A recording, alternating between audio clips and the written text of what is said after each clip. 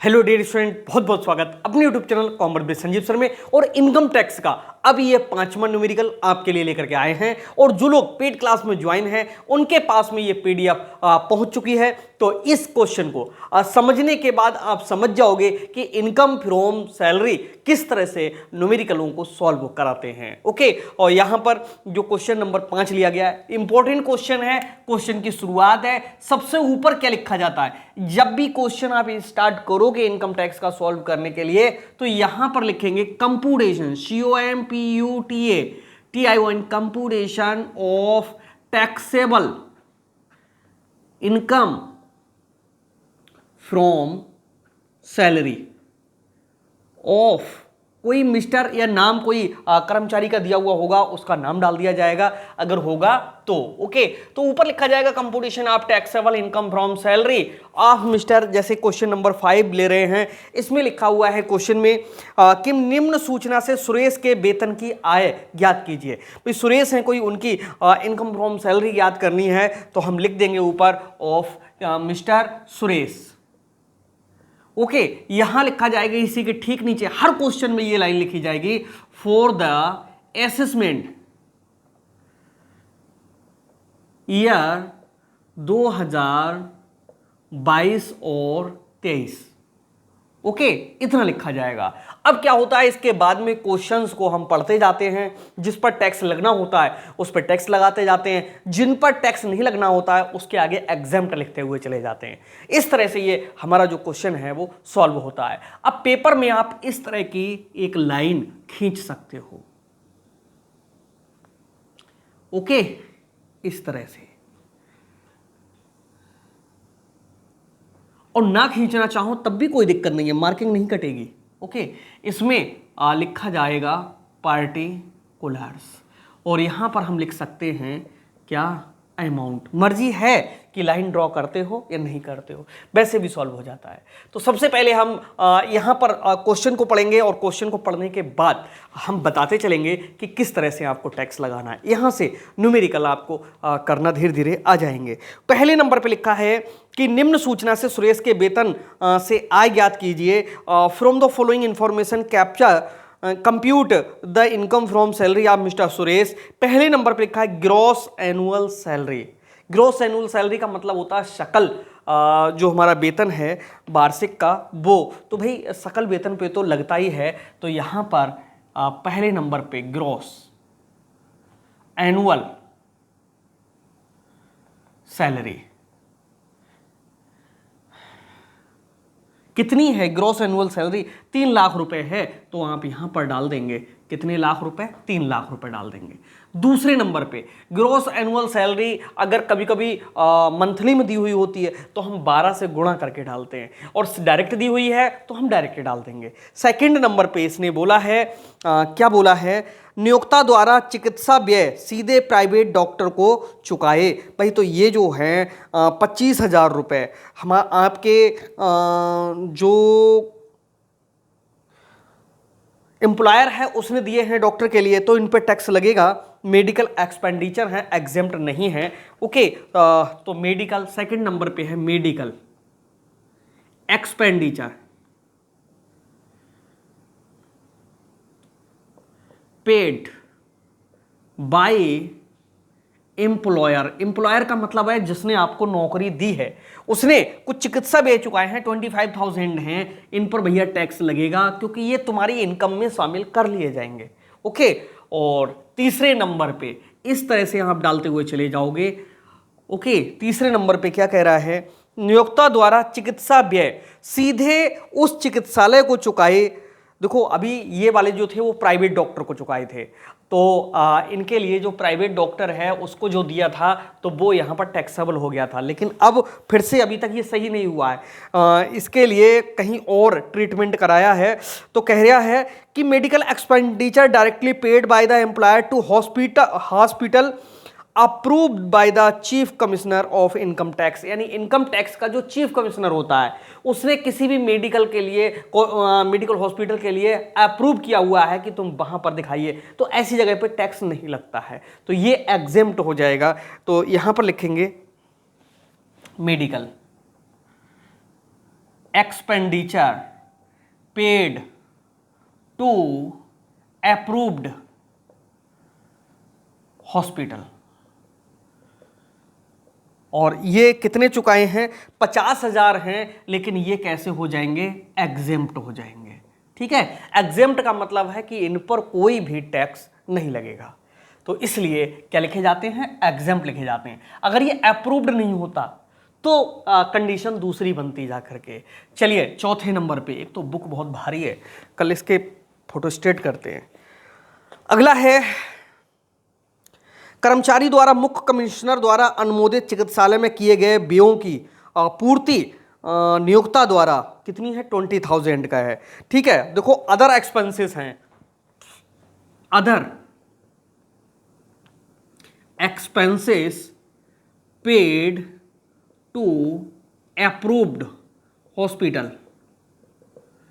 यानी देखो ये जो मेडिकल का मतलब है दवाइयों का खर्च हुआ हो, ऑपरेट किया हो, कुछ और हुआ हो, तो ये तो एग्जेम्प्ट होता ही होता है। अब अप्रूव्ड हॉस्पिटल में इनके अलावा कुछ और भी खर्च हुए हैं, तो वो कितने हैं? वो हैं कितने? 20,000 है। जब वो 20,000 हैं तो भाई अप्रूव्ड हॉस्पिटल होने के कारण ये भी कैसे हो जाएंगे? एग्जेम्प्ट हो जाएंगे, एग्जेम्प्ट। ठीक है, क्योंकि इन्हीं का ये पार्ट है, ये दो टुकड़ों में करके दे दिया। इन्होंने कहा ये मेडिकल एक्सपेंसेस हैं, ये अदर एक्सपेंसेस हैं। अब कोई आपका कर्मचारी अगर कहीं अपना इलाज कराने जाता है तो एक तो उसके दवाई में खर्च होते हैं और उसके साथ साथ में आने में, जाने में, ठहरने में, खाने में, वो भी तो खर्च होता है, तो हो तो खर्च ही रहा है। अब अप्रूव्ड आपने कर दिया है तो जाहिर सी बात है कि उस पर टैक्स नहीं लगेगा।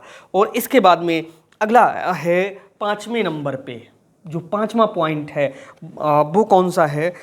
विदेश यात्रा पर व्यय देखभाल के लिए एक व्यक्ति के व्यय सहित है नियोक्ता द्वारा वहन किए गए। ओके, तो इससे क्या होता है? जब विदेश यात्रा पर जा रहे हैं तो भाई टैक्स लगेगा, 100% लगेगा। और लिखा है expenditure on travelling abroad borne by the employer. ठीक है, तो कौन से हैं? Expenditure on travelling.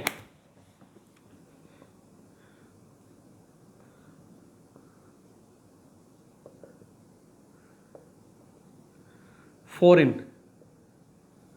Travelling.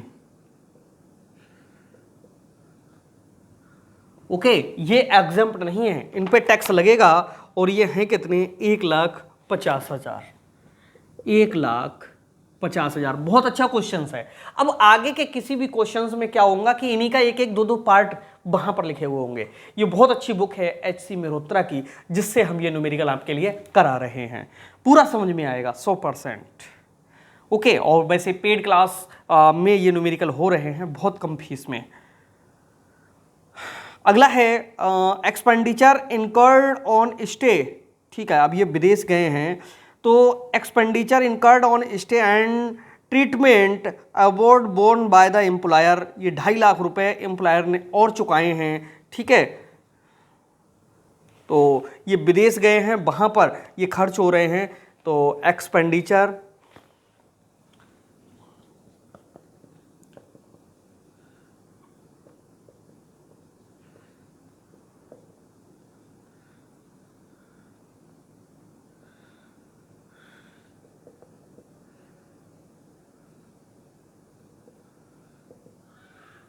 Foreign में ये रुके हैं और जो पैसा खर्च हुआ है वो कितना हुआ है? 2,50,000 एम्प्लॉयर ने चुकाया है, तो सबका सब क्या होगा? टैक्सेबल होगा।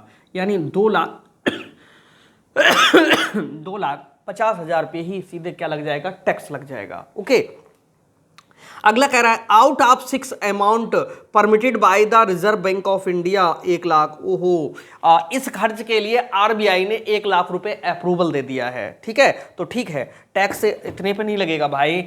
2,50,000 को अंदर लिखना पड़ेगा, 2,50,000। माफी चाहेंगे यहाँ पर अगले पॉइंट में इसी के बारे में बोला है। 7वें नंबर पे क्या बोला है? Approved by RBI। ठीक है, डिडक्शन 1 लाख रुपए की डिडक्शन है अप्रूव्ड, तो यहां पर आएगा 1,50,000। अब इस तरह से और तो कुछ बचा नहीं है, सीधे आंसर दिया है 5,75,000 का। तो इन सबको अब हम क्या करेंगे, जोड़ेंगे। और जब जोड़ेंगे तो देखिए कितना हो रहा है, 1.5 3 लाख और 3 6,25,000, ये टोटल हो रहा है 6,25,000। ये कहलाएगी टोटल इनकम फ्रॉम सैलरी। इसमें से लेस करते हैं क्या, डिडक्शंस। और डिडक्शन में SD स्टैंडर्ड डिडक्शन मिली हुई है हर कर्मचारी के लिए। जो ये हमारा असेसमेंट ईयर है 22-23, उसमें 50,000 रुपये की स्टैंडर्ड डिडक्शन भारत सरकार से मिली हुई है। 50,000 रुपये इसमें से कम हो जाएंगे, लेस हो जाएंगे। तो यहाँ पर 0 0 0 5 के 5 और 12 में से 5 गया तो 7 और यहाँ 5, 5,75,000 एकदम करेक्ट आंसर है, 5,75,000। ये कहलाएगी total taxable income from salary, यानी टैक्स लगने योग्य जो वेतन आया वो 5,75,000 आया। अब एक चीज और बताएं, जिस कर्मचारी की आय 7 लाख रुपए से थी, कम हो 1 भी रुपए, तो उस पर टैक्स ही नहीं लग रहा था 22-23 पे, तो इस व्यक्ति पे टैक्स नहीं लगेगा। ये भी हमने आपके लिए यहीं पर क्लियर कर दिया। ओके, तो आयकर की जो दरें हैं वो अलग चीज है, लेकिन इसमें 7 लाख तक की आय को आयकर से मुक्त एक विशेष नियम के तहत हो रही थी, तो ये एग्जेम्प्ट हो गया। लेकिन इसकी टैक्सेबल जो सैलरी आई निकल के, जो कैलकुलेट करने के लिए पेपर में पूछते हैं, वो 5,75,000 आई और मैच भी कर रहा है आंसर आपका। फिर से बताएं किस तरह से होगा क्वेश्चन नंबर 5 के लिए।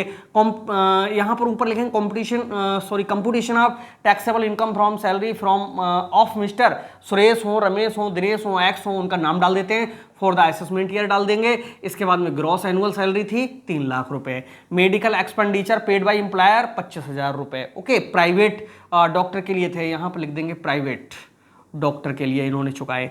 इसके बाद में medical expenditure paid by the approved hospital कैसा होता है, एग्जेम्प्ट होता है। ये भी खर्चे एग्जेम्प्ट इसीलिए हैं क्योंकि उसी अप्रूव्ड हॉस्पिटल में हो रहे हैं।